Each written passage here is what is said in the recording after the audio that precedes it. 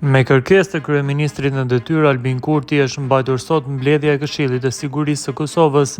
Përmes një komunikate për media bëhet e ditur se në mbledhje është diskutuar për sulmin me granata dore në postën e Kosovës në Zvečan me 1 prill.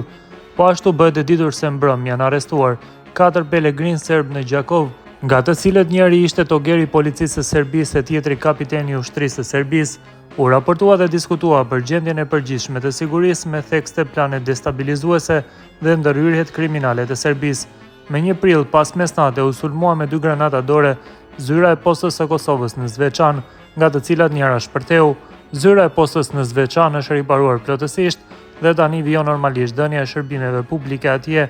Kur kësaj shtojmë edhe arrestimin e mbrëmshëm të 4 pelegrinëve serb në Gjakov, nga të cilët njëri ishte toger i policisë së Serbisë e tjetri kapiteni i ushtrisë së Serbisë, edhe krejt çfarë u është konfiskuar atyre, kërkohet që të gjitha institucionet dhe mekanizmat e shtetit ta mbajnë lart vëmendjen dhe gatishmërinë, thuhet në komunikatën për media. Mes të tjerash në mbledhje është diskutuar edhe ndërhyrja e Serbisë në zgjedhjet e nënshkurtit në Kosovë, si dhe trysnia e Aleksandr Vučićit ndaj serbëve në Kosovë për të marrë pjesë në tubimin e tij në Beograd javën që vjen.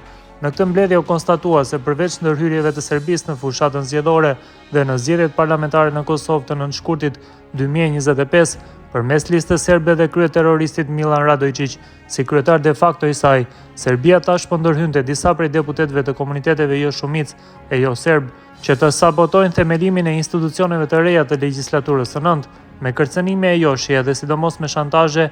Ajo po orvate të nxjisë tensione ndëretnike e ndërpartijake në Kosovë dhe ta destabilizoj vendin.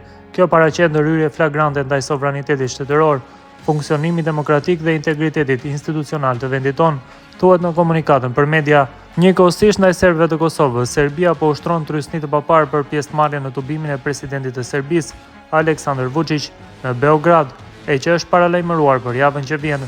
Regjimi i Vučićit po synon eksportim të krizës në Kosovë dhe jo vetëm, teksa vetë ai ndodhet në krizën më të madhe ndonjëherë, thuhet ndër të tjera në kumtesë. Këshilli i Sigurimit të Kosovës falenderon të gjithë qytetarët për mbështetjen e shtetit tonë dhe institucioneve të tij.